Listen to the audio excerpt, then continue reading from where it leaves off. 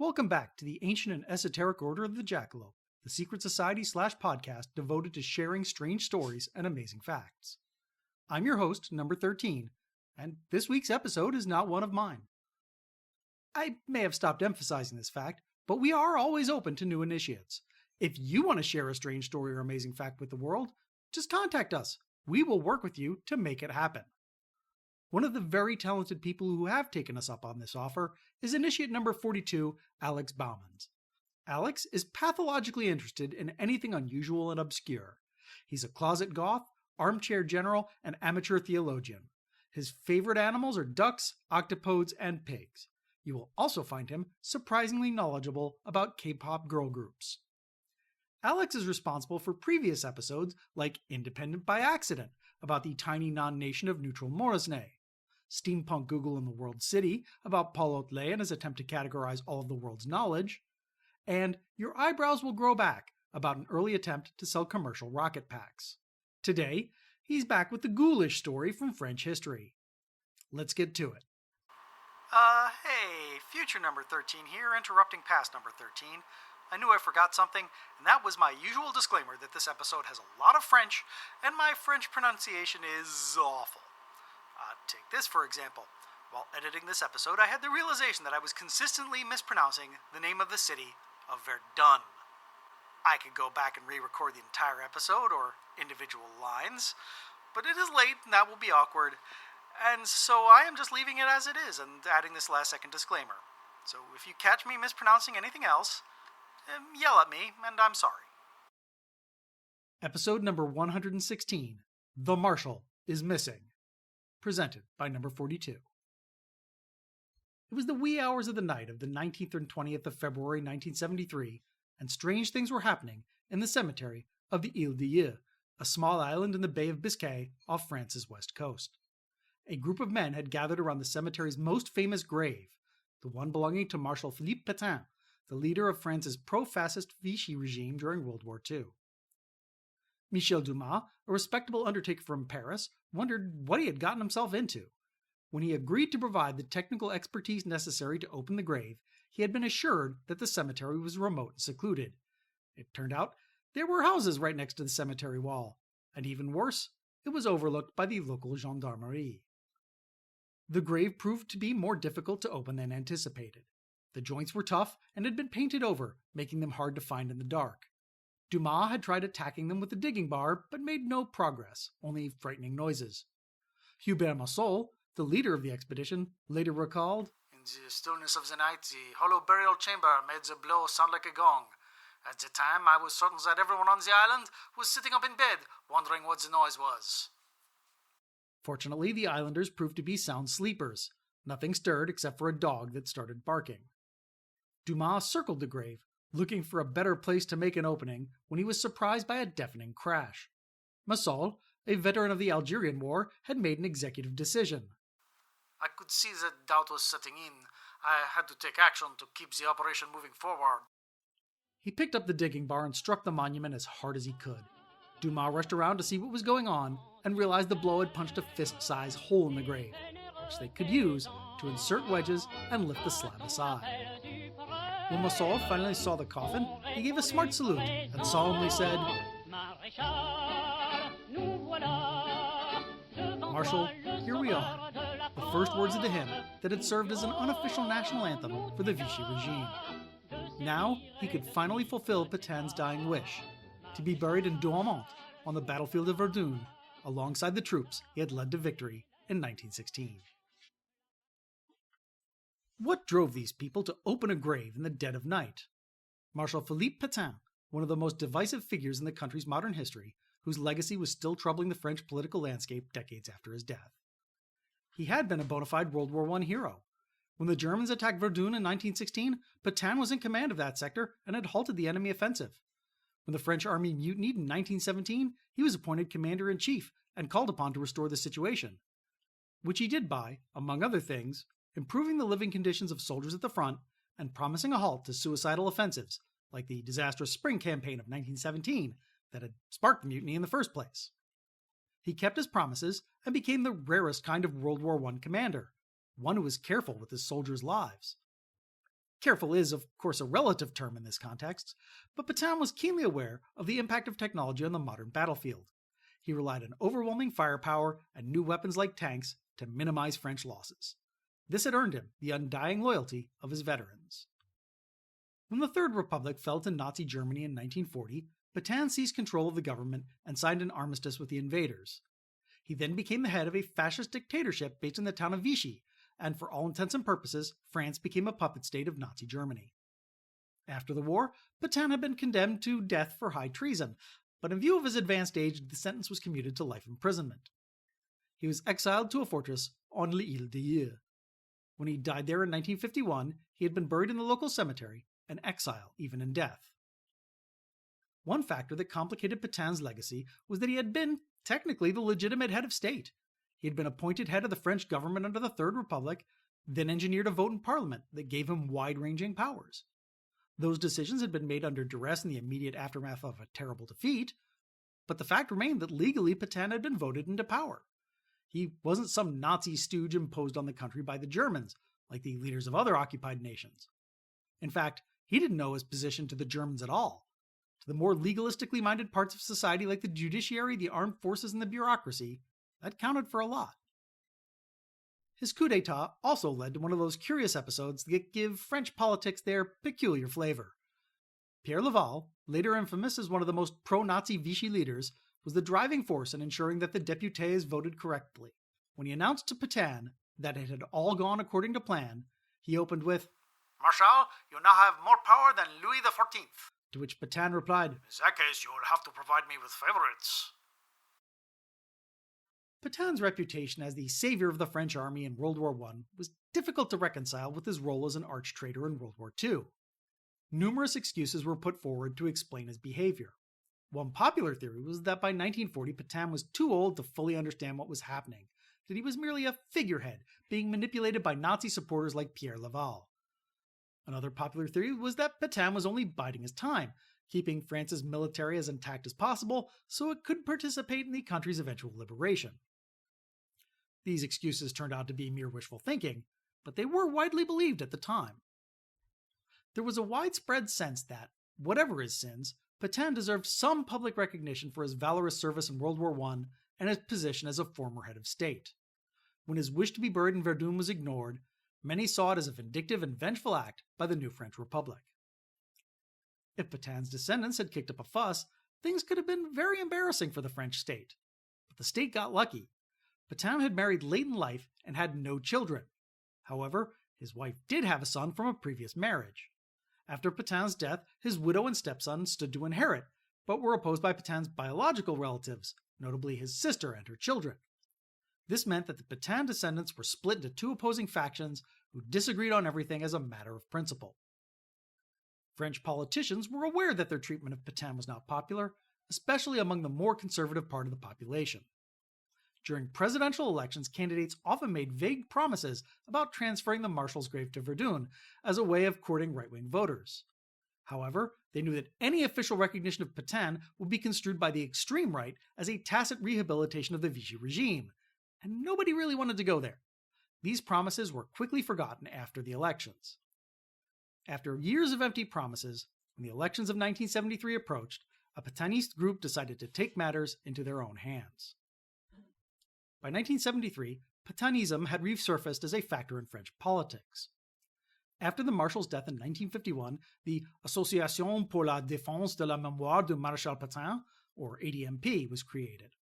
Officially, the ADMP's only purpose was rehabilitating Pétain's image, and it was careful to stress that it had no political agenda.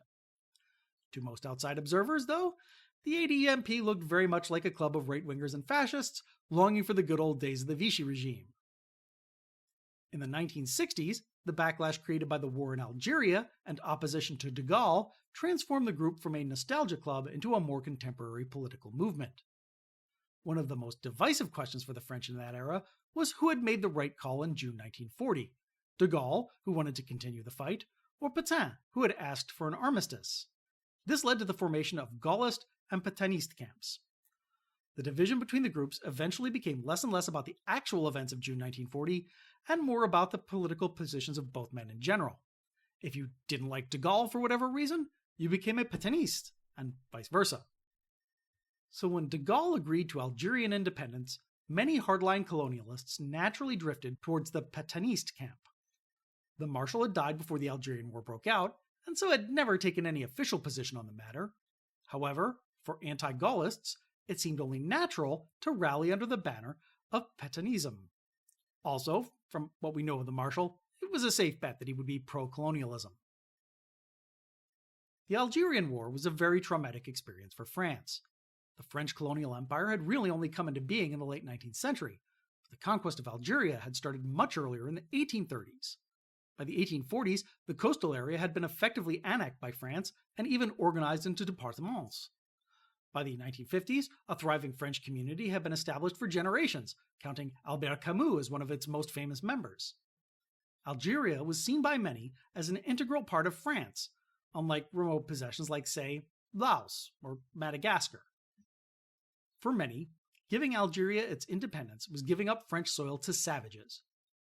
The colonialist party bitterly opposed any concessions to Algerian nationalists. This led to a particularly dirty war in Algeria against the liberation movement. On the political front, the colonialists would stop at nothing to impose their views on the French government. This led to a coup d'etat by the French army in Algeria in 1958, and another unsuccessful attempt to unseat de Gaulle in 1961. The French army in Algeria also spawned a terrorist organization, the Organisation Armée Secrète, which sought to intimidate and assassinate its political enemies in Algeria and France. When de Gaulle declared himself in favor of Algerian self-determination, he became a prime target for the OAS. His car was bombed in 1961 and raked by machine gun fire in 1962. Here we meet the first of our protagonists, Jean-Louis Tichier-Vignoncourt. Jean-Louis Tichier-Vignoncourt had risen to prominence in the ADMP by virtue of his impeccable right-wing and anti-Gaullist credentials. During the war, he had briefly served as the Undersecretary of State for Information in the Vichy regime. As a lawyer, he defended various high-profile right-wing figures, including notorious fascist writer Louis-Ferdinand Céline, General Solon, the ringleader of the military coups of 1958 and 1961, and Jean-Bastien Ferry, the brains behind the assassination attempt on de Gaulle in 1962. Tichier-Vignoncourt entered the presidential elections of 1965 and finished fourth with 5.2% of the vote. His campaign manager was a young Jean-Marie Le Pen, who would go on to lead the extreme right-wing Front National. Support like that wasn't going to win elections, but it was enough to make center-right Gaullists nervous that they might lose seats if the right-wing vote could be split. Tichier-Vignoncourt later claimed that during the 1969 presidential election, he had made a gentleman's agreement with the Gaullist candidate Georges Pompidou. Tichier-Vignoncourt would stand down, and in return Pompidou would give in to a number of Pétainiste demands, including the rehabilitation of the Marshal. And yet when Pompidou got elected, nothing happened. We have only Tichier-Vignoncourt's word that such an agreement ever existed, and he had been caught lying through his teeth on several occasions. But this would explain why in 1973 he was determined to send a signal that could not be ignored. Exactly how the plan came about and what exactly they were trying to achieve remains obscure. Tichier-Vignoncourt himself and two key figures in the operation, Michel Dumas and Hubert Massol, freely talked about the whole affair. Dumas even wrote a very entertaining book about his adventures. However, each man stuck carefully to his own version of events, often contradicting the others and leaving many embarrassing questions unanswered. It also doesn't help that Massol and Dumas didn't think much of each other, and each told his story in a way that made the other look like a fool. In general, I, meaning Alex, have followed Michel Dumas' version of the events, because it is the most coherent. What is certain is that Tichier-Vignoncourt assembled a task force to steal the coffee of Pétain from the IIIe in order to pressure the new government to transfer it to Verdun. The leader of the group was Hubert Massol, a veteran of the war in Algeria who was active in the IIIe Republique, Tichier-Vignoncourt's political party. Massol had been a schoolboy during the Vichy regime, when the Marshal's portrait hung in every classroom and hymns were sung in his honor, which, he later claimed, inspired him to organize the operation. He had little direct experience of Vichy, but had joined Pétainism as a reaction to Gaullist policy on Algeria. Another member was Armand Garau, Tichier-Vignoncourt's chauffeur. Massol, then recruited some veterans of the Foreign Legion to do the heavy lifting.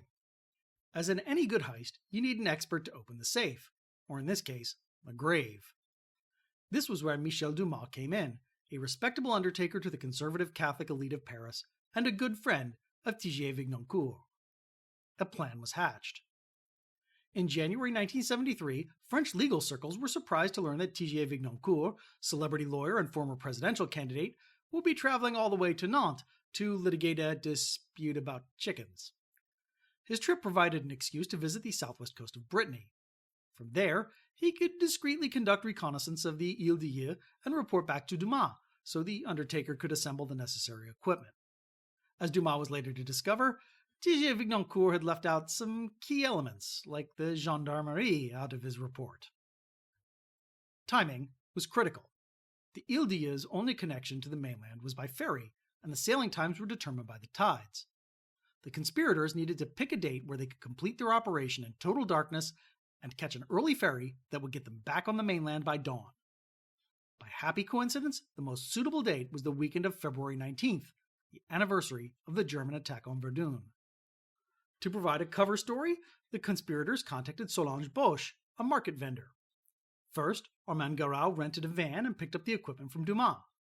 Then he drove the van to the IIIe, posing as Bosch's husband, with the cover story that they were there to sell clothes on market day. Bosch then took the ferry back, leaving Garau and the van behind to await the arrival of the remaining conspirators. The rest of the men drove down from Paris, posing as tourists on a day trip, and met up at the Hôtel des Voyageurs. The hotel was run by a fervent admirer of Pétain, and was the favorite spot of Pétainists making a pilgrimage to the grave. Massol's crew wasn't very experienced in covert operations. As they lunched on the way from Paris, Dumas noticed that they were getting suspicious looks from the restaurant staff. It turns out a group of men talking in low voices and falling silent whenever someone drew too near seemed very, very suspicious. The conspirators waited until after midnight, when the gendarmes had made their last rounds. Then they drove to the cemetery. To avoid making excess noise, they put the van in neutral and pushed it up to the monument, and then got to work. And that is how our little group found themselves at the opened grave of Marshal Philippe Pétain. Here they had the first, and only, stroke of luck in the entire operation. When agreeing to take part, Michel Dumas had been adamant that he would only go through with exhumation if the coffin was still sufficiently intact to be moved.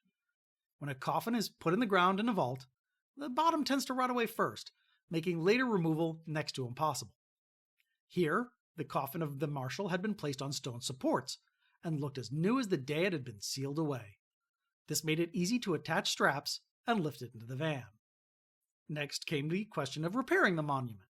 Massol's brute force approach had made a sizable hole in the slab, and Dumas feared he wouldn't have enough cement to cover it all. He used a newspaper found in the van to fill most of the gap, and then covered everything with cement. Before leaving the cemetery, they meticulously raked the gravel around the grave to cover their tracks. This would seal their doom. Back at the hotel, they were greeted enthusiastically by the owner with, "This calls for champagne!" Bottles were popped, and things got festive very quickly. Massol recalled, "People started singing, and I had to calm them down so as not to wake the neighbors." Again, the islanders proved to be sound sleepers, and the group boarded the early morning ferry, as planned. The plan began to unravel immediately. When the conspirators made it back to the mainland, they stopped at the Château de la Verrerie, home of the Marquis Bou de Casson, a reactionary politician who had held office in the Vichy regime and a good friend of Thigier-Vignancourt. However, when they drove into the courtyard, they discovered that the chateau was closed, and nobody answered their knocks on the door. Massol smelled a rat and decided to drive on to Paris. What they were going to do with the chateau has never really been answered. Perhaps they planned to spirit away the coffin with the help of the Marquis, or even hide it on the castle grounds, before moving on to Paris where they could present their demands to Pompidou. The reason later given by the Marquis was that many prominent figures in French history had stayed at the chateau, including Cardinal Richelieu, and he wanted to add Pétain to that list. It seems more likely that the Marquis had cold feet at the last moment and played dead. While the group was wasting time at the chateau, disaster struck. On his early morning rounds, the caretaker of the cemetery saw that the gravel around Pétain's grave had been neatly raked. The day before, a football team had visited the monument and trampled all over the area. The grave should have been a mess, but apparently someone had come in the dead of night to tidy things up. All very suspicious. The caretaker's suspicions were confirmed when he inspected the grave more closely.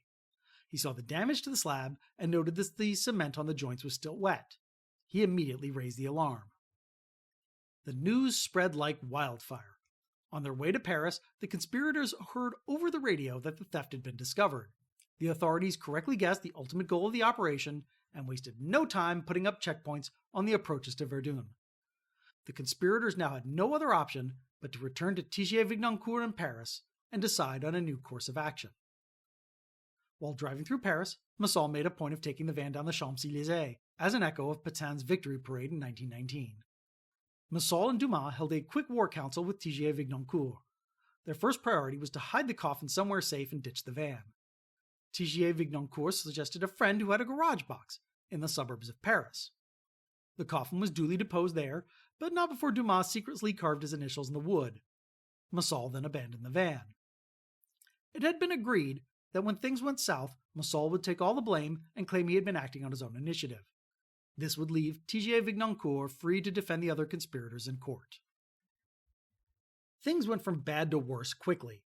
The sitting government found the whole affair highly embarrassing, and with elections looming on the horizon, made recovering the marshal's coffin police priority number one. Wild theories began to circulate about what had happened. Some islanders said that they had heard a helicopter land and take off during the night. There was also talk of a mysterious yacht that had been seen nearby, which had suddenly disappeared in the morning. These baseless speculations were quickly discounted. Dumas had unwittingly left a red herring for the police when he had taken the piece of newspaper to plug the hole in the slab. It turned out to be a Spanish newspaper, so investigators turned their attention to Spain. And a Spanish connection wasn't entirely far-fetched. Before the war, Pétain had been ambassador to Spain and had been on very good terms with fascist dictator Francisco Franco. After the war, several prominent fascists had found refuge there, including Belgian Nazi leader Léon de Grelle, who was facing execution at home. De Grelle had once declared that he would liberate Pétain. Now, de Grelle can best be described as Belgium's answer to Mussolini, prone to making grand pronouncements without any intent of following through on them. Could it be that this time he had actually made good on one of his promises and mounted the whole operation from Spain?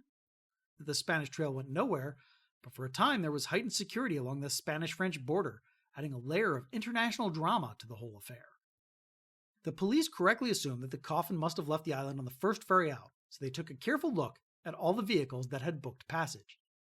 The van registered by Solange Boche immediately caught their eye. Why would someone from Paris make an overnight trip in a rented van to the IIIe just to sell clothes at the market? The Paris police investigated, and Boche confirmed that yes, she had been to the island. Her own van had broken down, so her friend Armand Garau rented a replacement for her. The police checked her story with the rental firm and discovered that the name that was given to the rental firm wasn't Garau as Boche had claimed. In fact, when he had rented the van, Garau had used a stolen driver's license. Boche was immediately arrested and quickly broke down under interrogation. She gave up the name of Dumas. Meanwhile, the Marquis Bou de Casson also found himself in police custody. Contrary to what the other conspirators were thinking, he hadn't gotten cold feet, but instead had gone rogue. He had received a telephone call early Monday morning that the operation had gone well and that the van was on its way. Upon hearing that, he had contacted the Ministry of the Interior and tried to broker a deal. In exchange for the transfer of Pétain to Verdun, he would see to it that the affair never became public. Unsurprisingly, he was held for questioning by the police. Asked how he knew about the theft, he claimed that he had been accosted on the street a few days earlier by someone he had never seen before, who had asked him if, when called upon, he would harbor the stolen coffin of Pétain. The inspector in charge concluded that the story was about as straight as the Tower of Pisa and had the Marquis arrested. Dumas was arrested the next day. At first he denied everything. He had even gone to the trouble of manufacturing an alibi of sorts by visiting bars where charming young ladies help you order drinks the night before his departure. He noted with satisfaction that when the police verified the credit card receipts, they were duly impressed by the amount he had spent. However, when the police intercepted a postcard he had sent from the IIIe, his defense fell apart. As he awaited trial, he was pleased to see that his role in the affair gave him a certain cachet with the other detainees. Massol and Thigier-Vignancourt knew they had to act quickly. Their fellow conspirators were being rounded up, and they were being watched closely by the police. The authorities still had no evidence that either of them was linked to the affair, but as leading figures in the ADMP, they were very likely suspects. Their smallest mistake could now prove fatal. Crucially for the conspirators, the story was spiraling out of control. Not since the disappearance of the Mona Lisa in 1911 had a theft caused such a sensation in France. The press had a field day, interviewing anyone and everyone who might have something to say about the matter. That included Thigier-Vignoncourt himself, who in a transparent attempt to avoid suspicion, claimed to have received a phone call from a group of veterans who admitted stealing the coffin and claimed they were going to deposit it in Verdun. Theories abounded about who had stolen the coffin and why. Perhaps the most pragmatic view on the matter came from a restaurant owner near Verdun. When asked how he felt about bringing Pétain to Verdun, he answered, "We have always had a steady client base in these veterans of the Great War, but to tell the truth, these are getting thin on the ground. If we could attract a younger generation, such as the people who've grown up singing Maréchal in school, I'd be all for it." A more serious concern for the conspirators was that they were quickly losing the support of the Pétainiste camp. While they were favorable to the project in principle, many did not agree with the specific means that had been used. As devout Catholics, Petain's descendants were understandably shocked and called on the grave robbers to return the coffin. The caper was also criticized by Jacques Isorny, the grand old man of Pétainism. Isorny had been one of Petain's lawyers during the treason trial, and after the Marshal's conviction and exile, had become the keeper of the flame of Pétainism and one of the founding fathers of the ADMP. In more recent years, rising stars such as Thigier-Vignoncourt had taken his place in the limelight, which he deeply resented. For instance, it was Thigier-Vignoncourt who had defended the leading figures of the OAS, a task which Isorny felt that by rights should have been his. When the news of the theft broke, Isorny immediately detected the hand of Thigier-Vignoncourt at work. He lost no time denouncing the operation, turning Pétainiste opinion against his rival. He also confronted Thigier-Vignoncourt at the courthouse, opening with, "Just stop your bullshit already when you are going to give back the coffin." Thigier-Vignoncourt and Massol realized that they had lost all support of La Pétainie and the police were closing in. They would need to act quickly if they were to get anything out of this operation. Massol telephoned the press, introducing himself as the leader of the group who had stolen the coffin, and announced he would be holding a press conference in the Café Le Cristal in Paris, a well-known haunt of extreme-right militants. He introduced himself as a member of the IIIe Republique and stated that the commandos would only surrender the coffin if they received the written assurance of the president that the remains of Pétain will be put in a crypt in Les Invalides, a military memorial in Paris, which, among other things, houses the remains of Napoleon, with the goal of an eventual rehabilitation and a transfer to Verdun. The police politely let Massol finish his speech and answer some questions from the press before moving in to arrest him. As he was led away, he shouted, "I want to be defended by Thigier-Vignoncourt." With the exception of Thigier-Vignoncourt, the primary conspirators were now behind bars. And that, more or less, was that. Massol held out for a time, but when it became clear that no plea deal would be forthcoming, he decided he didn't want to go down in history as the man who had lost the coffin of Pétain and gave up the address of the garage box. The coffin was recovered under the watchful eye of the press and solemnly returned to the IIIe. The Marshal's grave was kept under a 24-hour watch, but it was quickly realized that this was excessive, and everything on the island soon returned to normal. French authorities decided to let the affair just fizzle out. Desecrating a grave was illegal, of course, but it wasn't a serious crime since no valuables had been stolen. Pompidou realized that if he tried the conspirators, he would only be giving Thigier-Vignoncourt a platform to make his case to the public, which was the last thing the government wanted. So in the end, they decided to play along with Massol's version of events, that he had been the sole initiator and had acted out of childhood devotion to the Marshal. The press covered it like it was a harebrained stunt worthy of the Beagle Boys, without any special political motive. When Valéry Giscard d'Estaing was elected president in 1974, everyone involved was granted presidential amnesty and the matter was quietly dropped. There will be no more talk of moving Pétain to Verdun. So, what were the conspirators trying to achieve? Jean-Yves Naour, who has studied the affair thoroughly, suggests that the original plan was to keep the theft secret so the conspirators could threaten Pompidou with a major scandal on the eve of the elections and blackmail him into making concessions to the extreme right.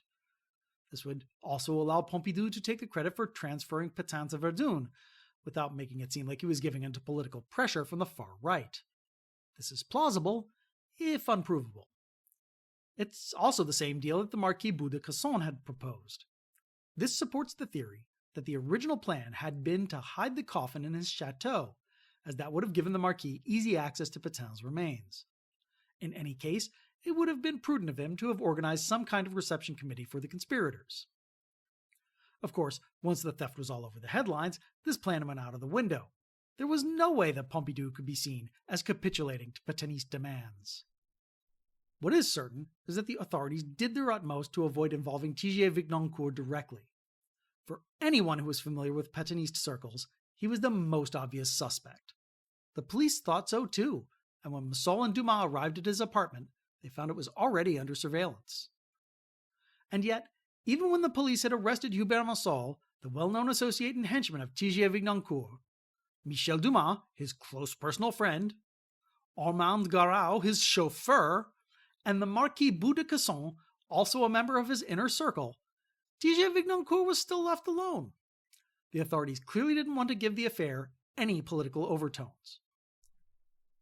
Was there any chance of rehabilitating Pétain? In my view, there was a window of opportunity for it in the 1970s. It had been nearly 3 decades since the end of the war, and many key figures were either dead or retired from public life. The newer generations had no experience with it at all. They had completely different concerns than their parents, as the events of May 1968 showed. There was a sense of letting bygones be bygones. Secondly, the Vichy myth was still going strong.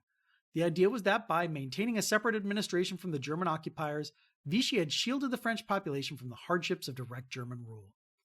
It was also supposed to have maintained a government structure and armed forces, which provided the basis of France's re-entry into the war from 1943 on. In this view, collaboration with Germany was the work of a handful of hardcore Nazi sympathizers, while the rest of the regime offered passive resistance. This opened the door to a rehabilitation of the Vichy state and a reconciliation between Gaullists and Pétainistes on the right wing of the political spectrum. Supposedly, they had all been résistants, with Pétain being the shield to de Gaulle's sword. That window began to close in the 1980s. Archival research showed that, far from dragging its feet, the Vichy regime was actually bending over backwards to ingratiate itself with the Germans, which included introducing anti-Semitic measures and helping the Nazis round up Jews. In fairness, many Vichy officials did try to sabotage the occupiers and help the resistance, but this was by no means official policy. It was also shown that Pétain himself was fully committed to a German victory. That Vichy played no greater role in the Nazi war effort was more due to Hitler's distrust than any reluctance on Pétain's part. These disclosures led to some highly publicized trials of Vichy officials in the late 80s and 90s for their role in the persecution of Jews, which thoroughly discredited the regime and the person of Pétain. The extreme right lost interest in Pétain as well. Thigier-Vignancourt's position was usurped by the Front National of his former campaign manager Jean-Marie Le Pen. Le Pen's party focused more on contemporary issues, mainly immigration, instead of trying to justify positions held decades earlier during the Second World War or the Algerian War. The Pétainiste movement, including Hubert Maréchal, found a home within the FN, but became more and more a nostalgia club for the elderly. The FN has since morphed into the more family-friendly Rassemblement National, led by Jean-Marie's daughter Marine, which is all about identity politics and doesn't want to draw too much attention to its Vichy heritage. So it doesn't seem that Pétain will be moved from the IIIe anytime soon. Key sources for this episode include Jean-Yves Naour's On a volé le Maréchal, Michel Dumas' La permission du Maréchal, Hugo Coniez' La mort de la IIIe Republique, and Julian Jackson's France Centrale, the Case of Marshal Petain. For a full list of sources and a transcript of this episode, visit our website at orderofthejackalope.com. That's orderofthejackalope.com with hyphens between the words. No connections this week, so let's get straight on to Correspondence! Over on the YouTube version of The Fakest Fake in England, user Shanika Hart asks, The rectory was demolished in 1944. How could anyone climb up into the Blue Room in 1949? That's a really good question. I went back through my notes and the incredibly detailed Borley Rectory Companion, and the answer seems to be the spiritualists who claim to have contacted Price's spirit during a Blue Room seance were lying. Gotta update the print version of the article to reflect this. If you have any corrections, questions, or comments, or maybe if you have a story that you'd like to share with the rest of us, please reach out to us at jackalope@orderofthejackalope.com or drop us a line on social media. We can be found at orderofthejackalope.com on Blue Sky or at orderjackalope on Reddit, TikTok, Tumblr, and YouTube. We also have a Discord, link in the show notes. Until next time, remember, that which is least known is best to know. Good night. This episode was produced by Alex Baumans for the Ancient and Esoteric Order of the Jackalope and is released under a Creative Commons Attribution Non-Commercial Share-alike 4.0 International License. All rights reserved, all wrongs reversed.